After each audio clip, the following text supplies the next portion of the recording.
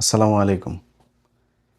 শেখ হাসিনার একটা বক্তব্য আপনারা সম্প্রতি শুনেছেন সবাই, যে তিনি দেশে আসবেন, আসার পুরো প্রস্তুতি তাদের হচ্ছে। এর মধ্যে তার আশপাশের যেসব নেতারা আছে, জাহাঙ্গীর কবির নানক, তারপরে আরও বেশ কয়েকজনের ফেসবুক পেজে তারা পোস্ট করেছে যে তারা আসার প্রস্তুতি নিচ্ছে।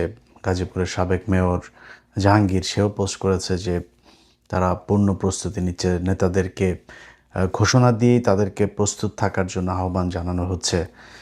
বাংলাদেশে থাকা বেশ কিছু সাংবাদিকও তারাও এই একই ধরনের কথা বলছে। আসবে 6 মাসের মধ্যে, আসবে না। গোলাম ময়লা রনি সে নিজেই করেছে, শেখ হাসিনা আসবে, তবে 6 মাসের মধ্যে না, 6 মাসের পরে আর কি আসছে। তো আমার কাছে বেশ কয়েকজনের সাথে এই বিষয়টা নিয়ে কথা হয়েছে। আমার একজন, আমি নাম বলছি না, যে কোনো একজন খেলোয়াড়, আপনারা হয়তো বুঝে যাবেন।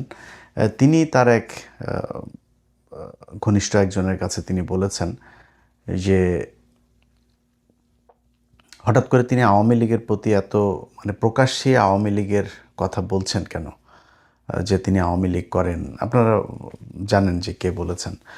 তো তিনি তখন যেহেতু ধরেন বাহ্যিকভাবে আমরা এখন যা দেখছি আওয়ামী লীগের, মানে আওয়ামী লীগের তো ব্যাক করার কোনো সুযোগ, মনে করেন দেশে এখন বিএনপি কথার কথা থাকলো না, 6 মাস, 1 বছর, 1.5 বছর পরে মনে করেন বিএনপি থাকলো না, যদিও সেটার কোনো সুযোগ নাই। কারণ হয়েছে যে প্রধান বিরোধী দল যারা এখন আছে, আমি যতটুকু জানি প্রধান বিরোধী দলের সাথে সরকারি দলের টাই খুবই চমৎকার, এবং তারা মিলেমিশেই তারপরে দেশ চালাচ্ছে। অনেক ক্ষেত্রে অনেক বিরোধিতা আপনারা যেগুলো দেখছেন সেটা আসলে বিরোধিতা না, কিছু কিছু ক্ষেত্রে তো হচ্ছেই, কথার এদিক ওদিক তো মতের অমিল থাকবে, সেটা খুবই স্বাভাবিক। কিন্তু আপনার মোটা দাগে যদি বলা হয়, দুই দলের ভেতরেই একটা সুনির্দিষ্ট আহ, আপনার পলিসি আছে, যে পলিসির বাইরে তারা যাবে না।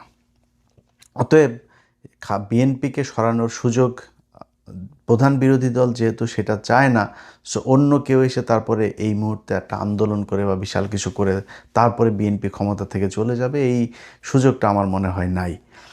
তো সেই ক্ষেত্রে মনে করেন কথার কথা, বিএনপি থাকবে না 6 মাস, 1 বছর, 1.5 বছর পরে, তাহলে হোয়াট ইজ নেক্সট? আপনার কি মনে হয় যে এই আওয়ামী লীগ তারপরে ক্ষমতায় আসবে, বিএনপি মনে করেন চলে গেল, বা বিএনপি বললো যে আমরা আরেকটা নির্বাচন দিব, দেশের অর্থনৈতিক অবস্থা মিলায় আমরা খুব একটা ভালো শেপে নাই, আমরা একটা গণভোট দিলাম বা আরেকটা নির্বাচন দিলাম, দিয়ে তারপরে তারা একটা কিছু করলো? অথবা কথার কথা মনে করেন যে সেনা শাসন আসলো, অন্য কিছু আসলো, তারাও যদি এসে আওয়ামী লীগকে এখন ক্ষমতায় বসাইতে চায়, বাংলাদেশের মানুষ কি সেটা মেনে নেবে?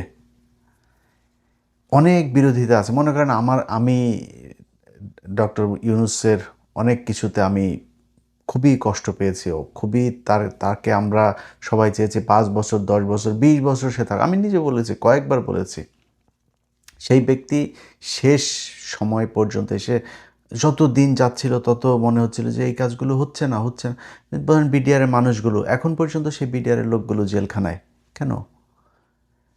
আলেমদের অনেকে এখন পর্যন্ত জেলখানায় কেন? এই কাজগুলোতে সে শেষ করে দিয়ে যায় নাই। অতএব এগুলো যত দিন যাচ্ছিল তার প্রতি আমাদের মানে আস্থা তত বেশি সংকট তৈরি হচ্ছিল। তো এই কাজগুলো হচ্ছিল। তারপরেও মনে করেন ডক্টর ইউনূসের সাথে আমি তারে পছন্দ করি না এখন, কিন্তু শেখ হাসিনার প্রশ্নে কি ডক্টর ইউনূস আর আমার মধ্যে কোনো পার্থক্য আছে? আমি একই জিনিস চাই। আমি বিএনপির এখন অনেক কিছু দেখতে পারি না, বাট বিএনপি জামাতের মনে করেন অনেক কিছু দেখতে পারে না, কিন্তু শেখ হাসিনার প্রশ্নে বাংলাদেশের মানুষ এক, এটা কিন্তু আপনাকে আবার বুঝতে হবে। এনসিপি যত কিছুই করুক, যত ধান্দাবাজি চান্দাবাজি যত কিছুই করুক, পাশার চামড়া যে লাল হয়ে যাবে যদি আসে, আপনার এই আওয়ামী লীগ ব্যাক করে, সেটা কিন্তু তারা ঠিকই বোঝে। অতএব এরকম কোনো কিছু হলে সবাই এক হয়ে যাবে। সো সেই সুযোগটা নাই। তারপরেও কিছু একটা হচ্ছে, যে কারণে সব দিক থেকে আওয়াজটা একই রকম হচ্ছে।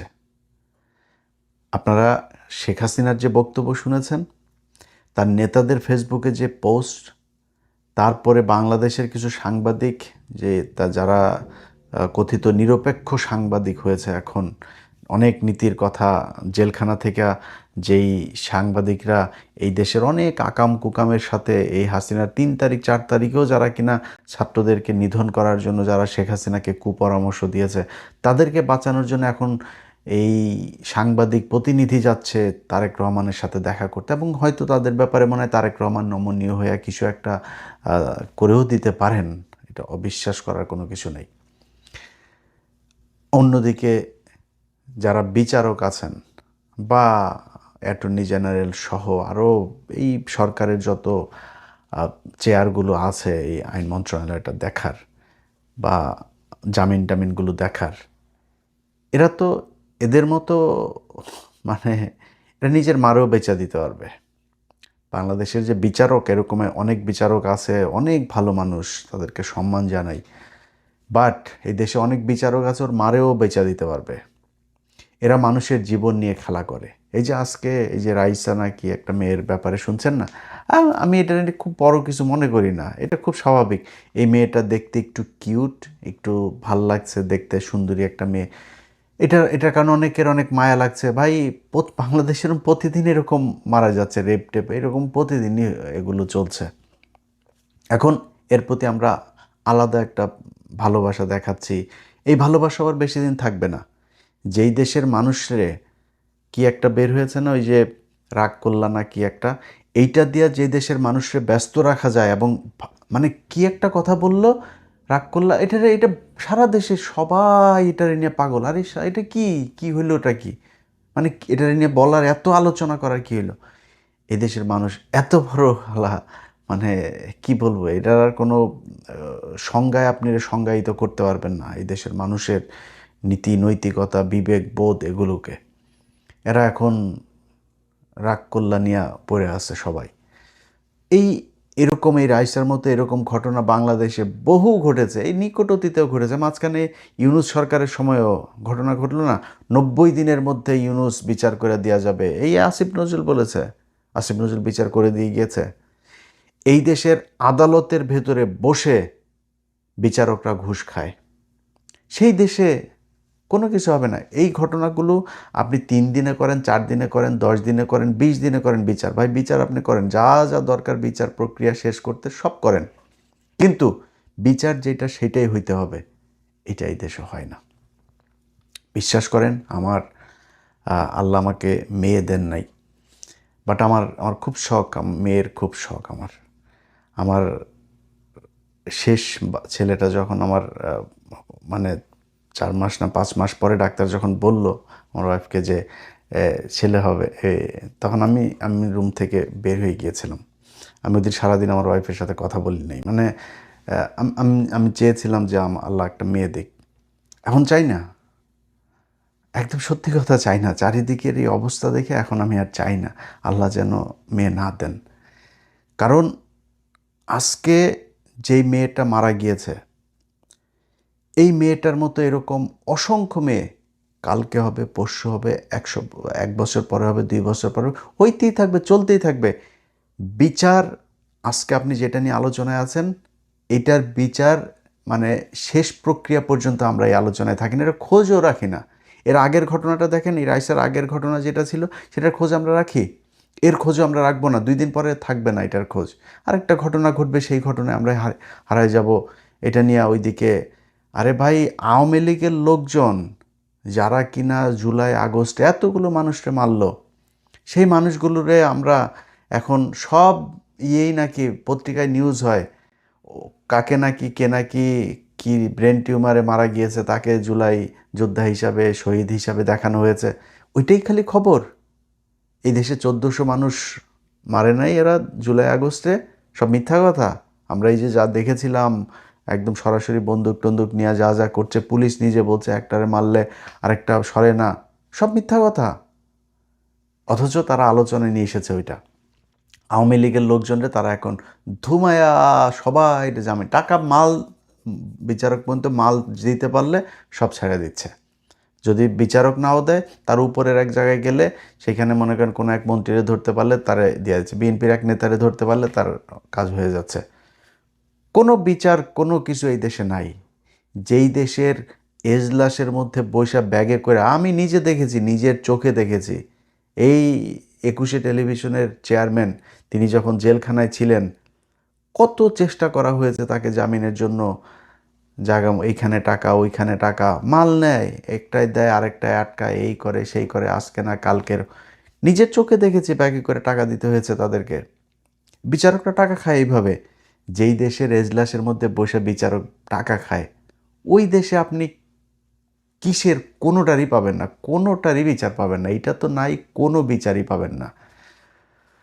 তো এখন এই আওয়ামী লীগের লোকজনগুলোকে দেদারসে যেইভাবে ইয়েরে, আপনার ওর নাম কি, এই চিন্ময় দাসের ছাড়ার জন্য পাগল হয়ে গিয়েছে।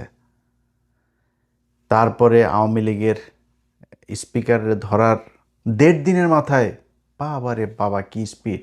একটা জামিন আদেশ হইলে মানে আইজি প্রিজন পর্যন্ত ফোন করতে হয়েছে আমার। আইজি প্রিজন পর্যন্ত, জেল সুপার, জেলার মেলার সব টপকায় যায়, হয় না, কাজ হয় না, আইজি প্রিজনের কাছে যাইতে হয়। ডিজিএফআই চিফ, ওই বিডিআরের ডিজি, এরে ওরে ফোন করে তারপরে করতে হয়। আর 1.5 দিনের মাথায় একদম স্পেশাল কোর্ট টোট বসায়া বাবারে জামিন হয়ে গেল স্পিকার। তারে এই স্পিকার কই ছিল জানেন? স্পিকারের কোত্থেকে ধরছে এটা আর বললাম না। স্পেশাল ট্রিটমেন্ট দেওয়া তাকে রাখা হয়েছে, স্পেশাল ট্রিটমেন্ট দেওয়া এজলাস বসানো হয়েছে, তারপরে রায় দেওয়া হয়েছে স্পেশাল ক্যাটাগরি, তাকে দ্রুততার সাথে তাকে বের করে দেওয়া হয়েছে। কেন? আজকে বিএনপি যদি মনে করে যে 15 বছরের কথা তারা সব ভুলে গিয়েছে, এবং ভুলে যেয়ে তারপরে আওয়ামী লীগকে আবার পুনর্বাসিত করে তারপরে তারা শান্তিতে থাকবে। চিটাগাঙে দেখছেন না কালকে কি ঘটনা ঘটেছে?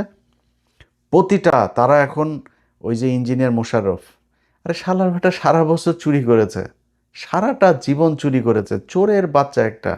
এই চোরের বাচ্চায় বলে ওই এই তারা হাজার হাজার মানুষের দিয়ে আওয়ামী লীগের লোক, সব তো আওয়ামী লীগের লোক বাইরে, ওই দিনের ওই জানাজাতেই দেখা গিয়েছে হাজার হাজার মানুষ, তারা এসে আবার সেখানে জয় বাংলা জয় বঙ্গবন্ধুর মিছিল করে। আওয়ামী লীগের কার্যক্রম নিষিদ্ধ না? তো নিষিদ্ধ হইলেও এখানে টেলিভিশনের সামনেই করা হয় নাই, পত্রিকার ক্যামেরাগুলোর সামনে তারা মিছিল করে নেই, ধরছেন তাদেরকে, বিচার করছেন। আপনারা উল্টা তাদেরকে ছাড়ার জন্য পাগল হয়ে গিয়েছেন আর শান্তিতে দেশ চালাবেন, এত সোজা। এইটার ফলাফল কি হয় আমি জানি না। শেখ হাসিনা কোন তাদের পরিকল্পনা কি, কি চায়, কিভাবে তারা চিন্তা করছে যে তারা দেশে ঢুকবে, তারা আবার ফেরি করবে, জানি না আমি সেটা। কিন্তু আমাকে যদি জিজ্ঞেস করেন, সেই সুযোগটা নাই। বাট বিএনপি যেইভাবে দেদারছে আওয়ামী লীগকে সুযোগ করে দিচ্ছে, কয়েকটা সাংবাদিক মিলে তারপরে এখন এরা প্রতিদিন নানান ধরনের খবর দেখবেন করে, যে খবরগুলো পড়লে আপনার মনে হবে যে এই দেশে জীবনে কোনো দিন মনে হয় এই এই এই আপনার আজকে দেখলাম জেলখানায় দ্বিগুণ তিনগুণ মানুষ, দ্বিগুণ তিনগুণ মানুষ বাংলাদেশের জেলখানায় ছিল না কবে? ধারণ ক্ষমতার 10 গুণ পর্যন্ত পৌঁছেছিল এই আওয়ামী লীগের সময়, এখন দ্বিগুণ তিনগুণ। এটা খুবই খুবই মানে আরামদায়ক অবস্থা জেলখানায়, দ্বিগুণ, এটা খুবই নর্মাল একটা ব্যাপার। এখন এটার নিয়ে নিউজ, আওয়ামী লীগের একজন আটক হয়েছে, ওরে বাবা সেটার নিয়ে নিউজ দেখবেন।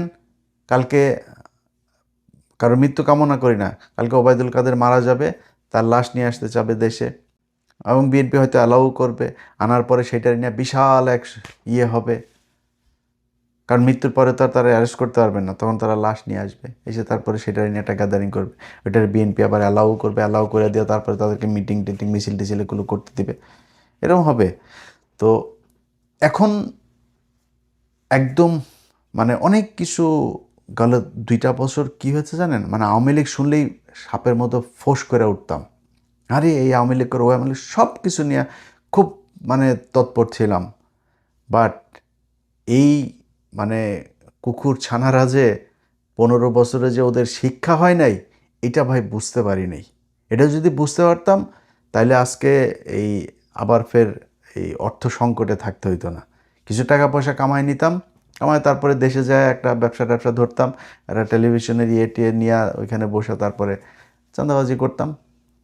ওরা যে এরকম জাউরামি করবে এটা জানলে তাইলে নিজের মানে আখের নিজে গুছাইতাম। বাট এক জায়গায় নীতির জায়গায় ছিলাম, গ্রামের খুব গরিব মানুষ, একটা পুলিশের কনস্টেবলের চাকরি নেবে, আমি বলছি ভাই দেখ এই সরকারটা যাক, এটা নর্মাল সরকার আসুক, তারপরে দেখব না। 2 বছর এত এই আওয়ামী লীগের প্রশ্নে এত নীতি দেখিয়েছে, অথচ ওদের পাছার চামড়া লাল করেছে। ওরা বের হয়ে এখন ওরা দোষ খোঁজে হইলে গিয়া জামাতের যায়, আওয়ামী লীগ ওদের বাপ এখন। এই অবস্থায় চলছে, যে কারণে এখন একটু ধৈর্য ধরে আছে। খুব খারাপ লাগে কিছু কিছু জিনিস দেখলে ভাই, খুব কষ্ট পাই, বাট একদম চুপ করে আছে, কিচ্ছু বলি না। আল্লাহ এই 15 বছরে তোদেরকে এই যে শাস্তি দিয়েছে, এটা দেওয়ার পরে তোদের যেহেতু শিক্ষা হয় নাই, আল্লাহর কাছে দোয়া করি, এতদিন দোয়া করতাম আল্লাহ জীবনে হাসিনার পতনটা দেখাই দেয়, ওদের পতন তো দেখলাম, তো তোদেরকে আল্লাহ যেন ওরকম একটা বিপদে ফেলে তারপরে যেন ওই দিন আবার বলার যেন আল্লাহ সেই আল্লাহ যেন সেইটু সুস্থ রাখেন, বাঁচিয়ে রাখেন, তোদেরকে যাতে বলে যাইতে পারি। এত অমানুষ তোরা, এটা যদি বুঝতাম তাহলে নিজের পরিবারের, নিজের ক্যারিয়ার, নিজের এত কিছু নষ্ট করতাম না। আওয়ামী লীগের সময় আমি বাংলাদেশে খারাপ ছিলাম না তো, ভালোই ছিলাম। সমস্যা কি? এগুলো নিয়ে এত গ্যাঞ্জাম, এত কিছু করার দরকার ছিল নাকি? যাই হোক ভাই, যেটা বললাম, আওয়ামী লীগের ব্যাপারে সাবধান হয়েন। যা কিছু বলি কোনোটাই বিএনপির বিরুদ্ধে না, জামাতের বিরুদ্ধে না, কারোর জন্য না। বাংলাদেশের জন্য ইন্ডিয়া যতটা ভয়ঙ্কর, আওয়ামী লীগ ততটা, এরা দুইটা একই জিনিস। এই কারণে এদের ব্যাপারে খুব তৎপর থাকে সব সময়। আপনারা থাকেন এই দেশের জন্য, এই দেশটার জন্য, এই আওয়ামী লীগ থেকে এই দেশকে বাঁচাইতে হবে। এদেশের রাজনীতি, এই দেশের অর্থনীতি, এই দেশের সামাজিক অবস্থা যদি আওয়ামী লীগ থেকে বাঁচাইতে পারেন, দেশ বাঁচবে। আজকে দেখেন বিএসএফ বিডিআরের, দেখেন বিডিআর পাল্টা সেখানে করেছে, কী হয়েছে? তাই বাংলাদেশ দখল করে নিয়েছে। কিছু কিছু শুয়োর ছানারা আছে এরকম, ভাই আমরা তো 3 দিকে, আমরা ইন্ডিয়ার সাথে কি করে, তাহলে তোর বাড়ির মহিলা যেটি আছে ওগুলোর নিয়ে ওইখানে ইন্ডিয়ার ওদের সাথে যায় ওই যে খেলতে দিয়ে যায়। যদি 3 দিকে থাকতে আমার এই ইন্ডিয়ার চাপ সহ্য করেই থাকতে হয়, তা আমার পাকিস্তান সমস্যা ছিল কি? পাকিস্তানের সাথে থাকলে তার ইন্ডিয়া করতে পারতো না। তা পাকিস্তানের সাথে পাকিস্তান কি করছে আমাদেরকে? 1907